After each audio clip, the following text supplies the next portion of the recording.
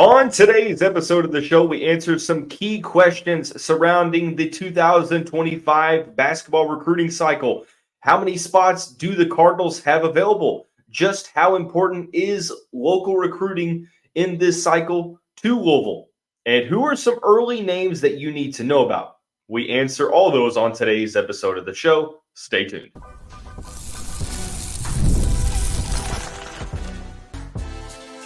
You are Locked On Louisville, your daily podcast on the Louisville Cardinals. Part of the Locked On Podcast Network, your team every day. Welcome into this weekend edition of the Locked On Louisville podcast. I'm your host, Dalton Pence, as always. This episode brought to you by Gametime. Download the Gametime app, create an account, use the code LOCKEDONCollege for $20 off of your first purchase. Terms and conditions apply.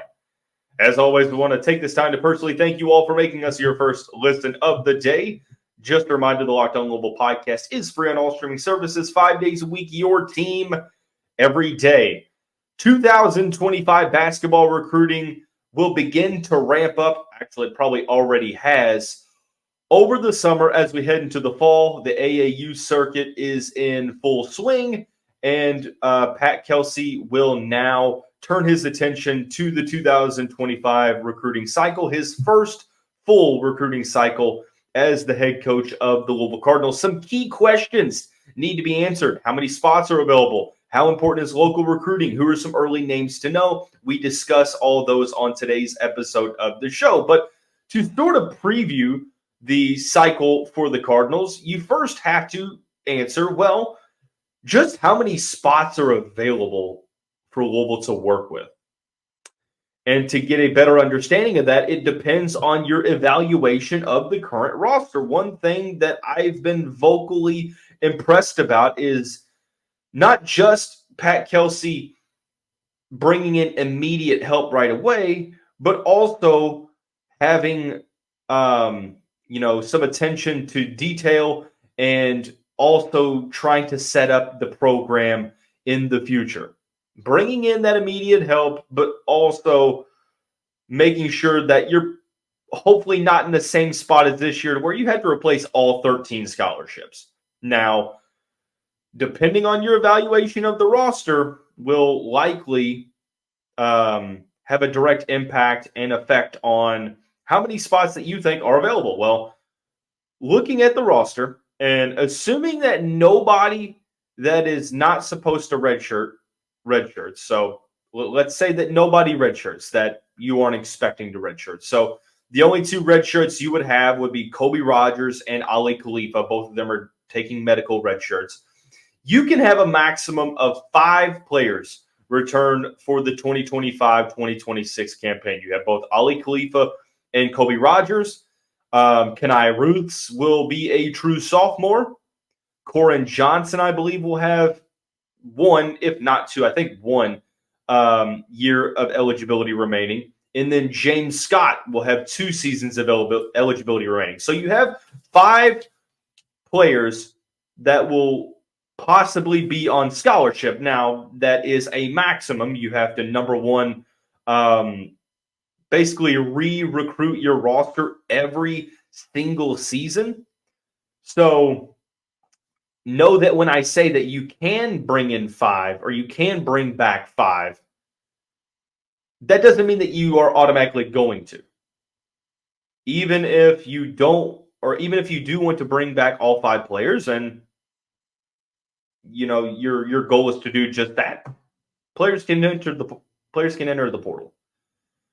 If you don't want to bring back all 5 players, and there's a player that you say, maybe it's best that you look elsewhere, I don't really see that being the case with Kenai Ruths, James Scott, and Corin Johnson, but you just never know. Let's operate under the assumption, best case scenario, the Cardinals bring back 5 players. That leaves 8 open scholarships to bring in some newcomers, and whether that be through the transfer portal or the high school class. How do you sort of differentiate that number?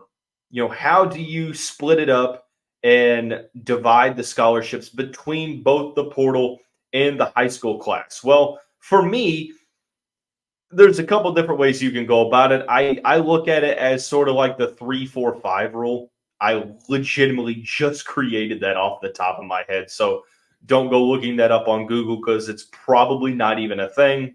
It wasn't even planned before the episode. Literally something that I just made up on the spot. Meaning that at the very least, you have 3 high school players coming in. At the very most, you have 5.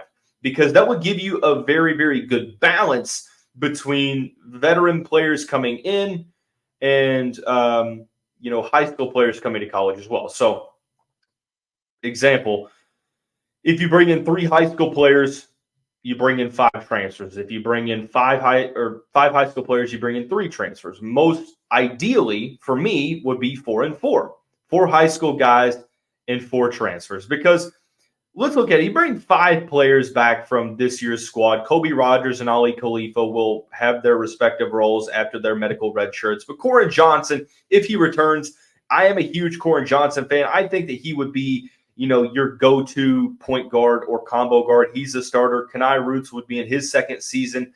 And if he continues to refine that offensive skill set, the sky's the limit for him. And then James Scott, you would hope that by his junior season, he is likely your starting big man.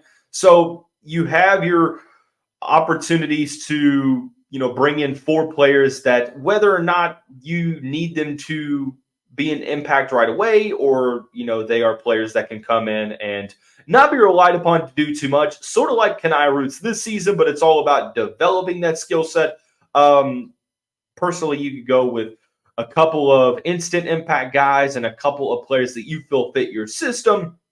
Again, there's so many different ways that you can really go about this, but it all is sort of depending on who comes back. Now, let's say that the Cardinals don't return all 5. And let's say they only return like 3 players. Let's say Corin Johnson goes to the NBA and a player transfers out, or you just have a couple players transfer out. How do you then address the needs if you have 9 scholarships or 10? I think then at that point you probably go more transfer heavy, but there's a little bit of a twist to it. You probably go after transfers sort of like you did this year. A couple instant impact guys, no matter how much eligibility they have remaining. A couple of players that are multiple year transfers that can affect your program for multiple seasons, and then a good amount of high school guys. I think that with the increasing amount of scholarships available, let's say you plan for 5 guys returning, but only 3 return. I don't think that changes your high school number. I think that changes your transfer number. That increases the amount of transfers that you can bring in. Because one thing I don't think would be conducive to winning would be to bring in a high school class with 6 to 7 players. Now, I mean, down the road it might pay off, but not in this day and age with the transfer portal. Developing players is easier said than done. And I don't mean that from like an on-court standpoint. I mean that from a roster construction and retention standpoint. That's why when you bring in some players that aren't going to play right away, but you have high hopes for their future, you risk losing that player, because if you are of the mindset as a coach saying, hey, look, you're going to play a ton of minutes. It's just not going to be this season. It might not be next season, but year 3, it's going to be a ton. But that player's like, I want to play now. And year 1, they don't play a ton. Going into year 2, you sit down with that player. The player says, I want to play, upwards of 25 minutes a game. Pat Kelsey's like, it's just not going to be in the cards this season. No pun intended. It's more so a year 3 thing. Like, okay, well, I'm going somewhere else. That's just sort of the risk that you have with college athletics. It's not just Louisville. It's not just college basketball. It's all college sports, because of the transfer rules, because of NIL, because of tampering. Everything has come together to sort of open Pandora's box in the sense of everything is unpredictable. So for Louisville, going back to the main question of how many spots do you have? Well, the true answer is it depends. I don't think there is an answer of anything under 3. in my opinion. I think you have sort of a parameter, I guess would be the best way to coin it. You have a parameter no less than 3. I would say no more than 6. I think 6 is probably the max, because that would be assuming that you don't have many guys coming back. Because if you bring in 5 of these players, 6 incoming freshmen, then you have 2 spots for transfers. I don't think that that's the best formula for winning. I think that it needs to be as much of 50-50 as it can be with this high school class. But Louisville has already started to get involved with the 2025 recruiting cycle. Even when Pat Kelsey was focused on bringing in transfers, a bunch of offers were handed out. AAU ball has started for the high school ranks. Louisville has been in attendance in a couple of the Adidas circuit tournaments, the Nike EYBL, and much more. But another question that we have to answer before we can talk about some potential early names to know is just how important is local recruiting to this cycle? And I'll explain a little bit more of what I mean here coming up shortly after we tell you about our friends over at FanDuel. It's winner take all time in the NBA and NHL, and FanDuel is giving you a shot to bring home a big win of your own. Right now, new customers get $150 in bonus bets with any winning $5 bet. That's $150 to bet on spreads, money lines, player props, and more. Visit FanDuel.com/lockedon and make every playoff shot count. Visit FanDuel.com now to look at all of the odds across all major sports. One thing that I've been betting on heavy is the conference finals in NBA. I hit a 5-leg NBA parlay in the first game of the Eastern Conference Finals, and I was sweating it out. I needed Derek White to get to that 15-point mark. He did that in overtime, and I turned $10 into exponentially more than that. And they have what's called the it's like a 30% boost that you can add to NBA same game parlays. And with each added leg after the third leg, it adds some more percentages to your odds, and it makes it a little bit more lucrative for you. So don't hesitate now. Visit FanDuel.com/lockedon and make every playoff shot count. FanDuel is America's #1 sportsbook. Cardinal fans, look, if you continue to watch Fox Sports or ESPN and you always wonder about why you do so because of all the screaming and shouting, you need to make the switch to Locked On Sports today. It's a free 24/7 sports streaming channel programmed for you every day to bring you the biggest stories without all the screaming. Locked On Sports Today brings you can't-miss analysis, opinions, and news, streaming 24/7 on YouTube or the free Amazon Fire TV channels app, part of the Locked On Podcast Network, covering your team every day.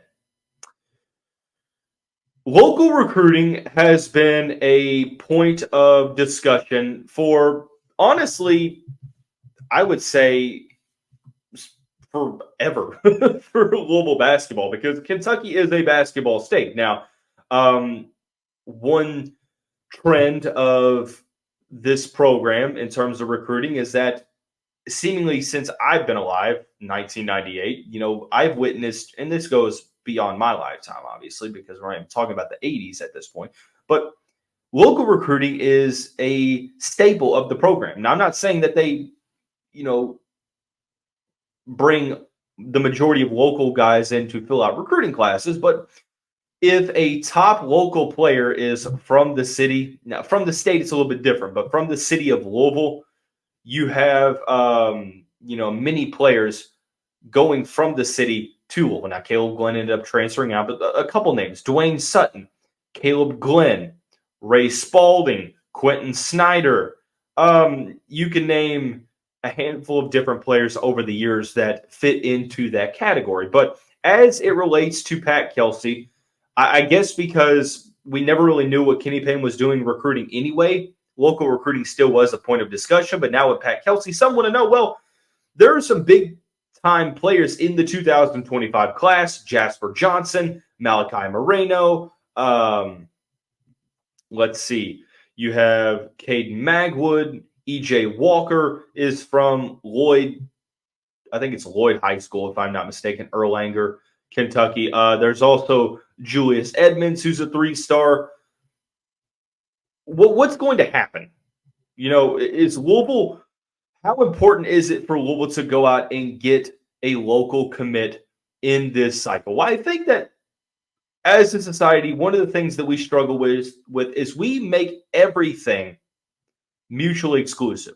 When some things, actually, everybody tries to make things so black and white, when reality, 95% of everything is in the gray area in terms of discussions and debates and things of that nature. But I think that local recruiting is extremely important. I do. I think that if there is a top prospect, not only in the city of Louisville, but the state of Kentucky, I do think that Louisville needs to recruit that player, not only from an on-the-court perspective, but from a off-the-court narrative and being able to say, hey, look, Louisville's brand is continuing to build. Pat Kelsey is not only building that brand in the city, but also out in the surrounding counties and throughout the state as a whole. Now, this class is a little bit different because for me, there is one prospect that it makes sense if you were to tell me that he would join this class. That is Caden Magwood. Now, he plays for Oak Hill in North Carolina. Actually, I think it's Virginia, if I'm not mistaken. In Virginia, from Louisville, played his freshman season at Western. So he's technically not a quote-unquote local recruit, but he's from the city, so I'm throwing him in that category. Now, Louisville offered him recently, and I could see the Cardinals really prioritizing the sharpshooting, microwave scoring guard. But in terms of the other players, I don't think that Julius Edmonds, I've seen him play a couple times. I think he's more so of a mid-major type player. I think that he has some potential, but I think he's going to benefit more from playing on the mid-major circuit on the mid-major level. EJ Walker, some people wondered whether or not Louisville was going to prioritize him. He actually committed to South Carolina yesterday on Friday, and College of Charleston did offer him under Pat Kelsey, but would he, number one, decommit from South Carolina, sort of in a Trent Noah style, or is Louisville going to want to prioritize him? And I'm not necessarily so sure. Yes, Kenny Payne did, it seemed like, because he brought him on for an official visit, but I'm not necessarily so sure if Louisville's going to. So that leaves you 3 players. This is not going to be what you want to hear. Jasper Johnson from Woodford County, which is a stone's throw away from the University of Kentucky. His dad played for Kentucky. There's rumors that he might go back and play for Woodford County or a team in the 11th region, which is in that Lexington, Georgetown, I think it's Lawrenceburg corridor. I don't think Louisville lands Jasper Johnson. I don't think Louisville lands Malachi Moreno either. Could I be surprised? Of course. I did text someone. I said, what are the Cardinals' chances at both of those prospects? And flat out, the response was not good. I don't think either go to Louisville. And that's not necessarily a groundbreaking development. But again, it depends on when the timing of the commitment is. But at this point, I would be surprised if Johnson or Moreno end up a Cardinal. Could both of them end up at Kentucky? Yes. Do I think they will? Probably not. I think Indiana's probably more of the threat for Moreno, but both of them go to school right around Lexington. Again, I also don't think you can get upset if Louisville misses out on both of those guys because the Cardinals have really never been good about going and getting high-profile recruits from outside of the city of Louisville. But that's where Caden Magwood comes into play. It's a little bit of a different recruitment because he isn't currently attending a high school in Louisville, but he's from the city of Louisville. Now, I believe, if I'm not mistaken, I heard that he grew up rooting for Kentucky, but Louisville is the hometown school, so there is some significance there. To answer the question, how important is local recruiting in this particular cycle? I obviously think it's important. But put it this way. If Louisville gets a commitment from one of the Kentucky natives, that's great. If they don't, it's not the end of the world. Okay, so my Wi-Fi just completely wiped out, so kind of lost a little bit of my train of thought. So I do apologize there. But long story short, I'm not worried one way or the other. Obviously, local recruiting does matter. I'm not suggesting the contrary, but there are some solid players that Louisville is recruiting that, at this point, there's not really a player inside of the city, in my opinion, that Louisville should be prioritizing in the 2025 class. But who are some early names that we do need to know about? And I'm going to tell you who some of those players are. There's a bunch of them, but I'll name 3 of them and discuss a little bit about their recruitments here coming up momentarily after we tell you about our friends and the title sponsor of the show, Gametime. With last-minute deals, all-in prices, view from your seats, and their lowest price guarantee, Gametime takes the guesswork out of buying tickets. I'm extremely excited for the NBA playoffs and recently referred a good friend of mine to purchase tickets for his son for the Game 3 of the Eastern Conference Finals tonight between the Pacers and Celtics for his son's birthday. He got tickets extremely easy. It was convenient, and he got them cheaper than any other site out there. Because with the last-minute deals, you can save up to 60% off buying last-minute tickets for sports, concerts, comedy, theater events, etc. He downloaded the app, and you can toggle the all-in pricing feature that shows the total up front, because one thing that he was concerned about was the surprise fees at checkout. Not going to happen with Gametime. You are in the know at all times, and that is one of the main reasons why I will only use Gametime moving forward. You need to do the same thing. Take the guesswork out of buying NBA tickets with Gametime. Download the Gametime app, create an account, use the code LOCKEDONCollege for $20 off your first purchase. Terms apply. Again, create an account, redeem the code LOCKEDONCollege for $20 off. Download Gametime today. Last minute tickets, lowest price, guaranteed.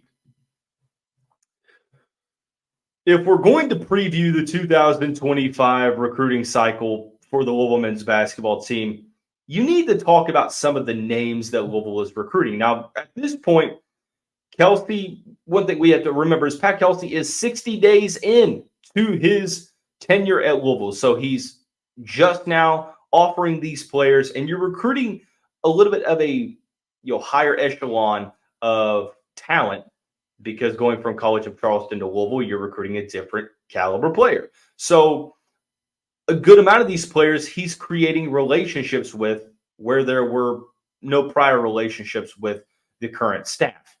But he's doing a good job of starting to create those relationships. And more importantly, recruits are paying attention to what Louisville is doing. That's why I said on the Third Banner podcast on Thursday that it is critical that Louisville starts to win games. Number one, because I'm really, not just me, but a lot of fans have become apathetic because of the lack of tournament appearances and success, but also because of recruiting. A lot of these players don't remember the Cardinals being good in the early 2010s. I mean, I was a freshman when Louisville cut down the nets in 2013, and I am now 26 years old, just turned 26 last month.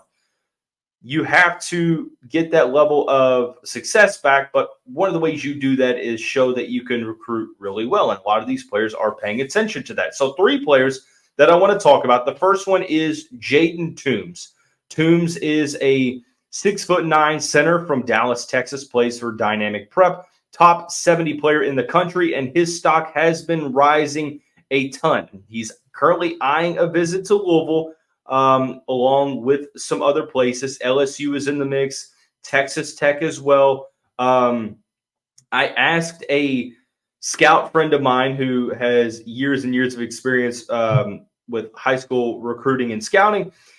He says that Toombs is a high floor prospect that always produces when he plays. He transformed his body over the past year, expanding his range shooting, and has an offensive skill set that can translate over to Power 5 basketball and lead for a ton of success. So The person that I talked to, a good friend of mine, is really, really high on the skill set of Jaden Toombs, continuing to expand his game and has risen his stock tremendously.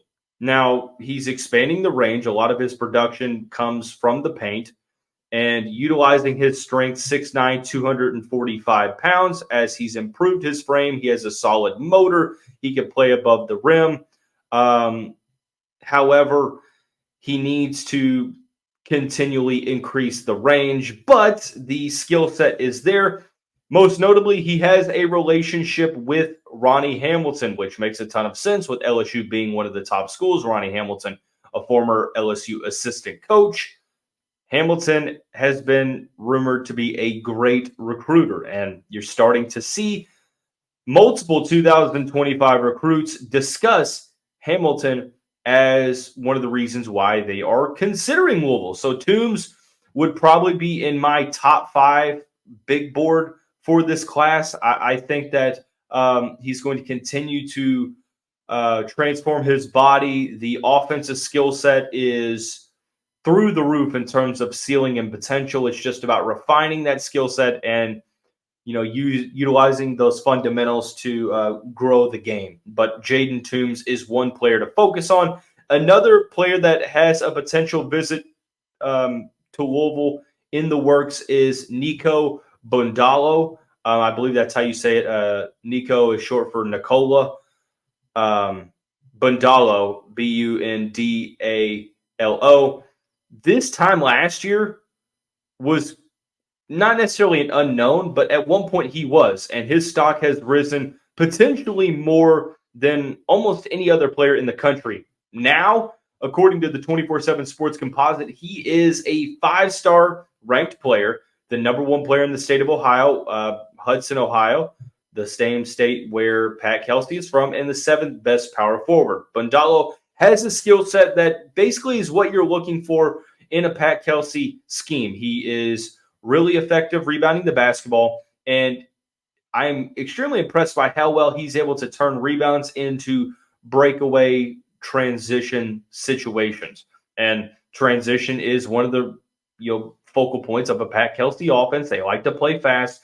The shooting upside is there. He's a lefty. There's nothing really wrong with the mechanics of the jump shot. It's just a matter of increasing repetition and getting that overall experience in. With his frame, it is inferred that he's going to be able to increase his weight. At this point, he's 6'11", 195 pounds, so he will need to get stronger. I think that Bundalo, who is eyeing a Louisville visit, has a ton of Power 5 interest, especially over the past week. I mean, literally over the past week.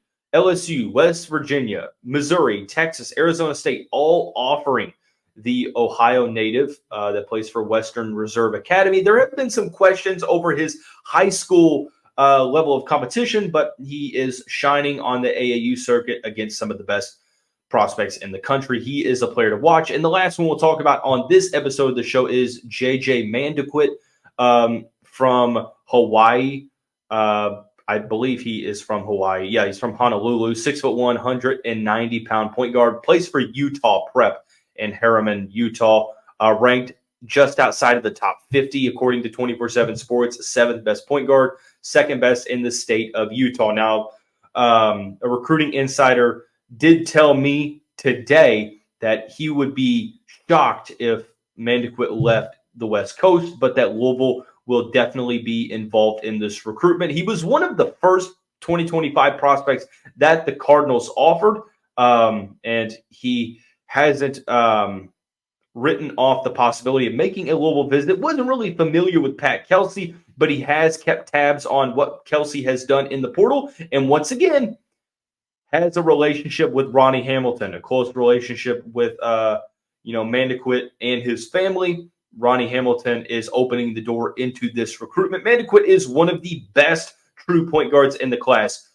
Extreme feel for the game, a true floor general, and over the past couple of months has put his full offensive upside on display. He's a great shooter, but he's also shown that when he needs to go get a bucket, he can do it off the dribble and create his own offense. But most notably, he's known to be a floor general. That is something that Louisville will need. Chucky Hepburn is gone after this season. Rain Smith is gone after this season. Corin Johnson could be gone after this season.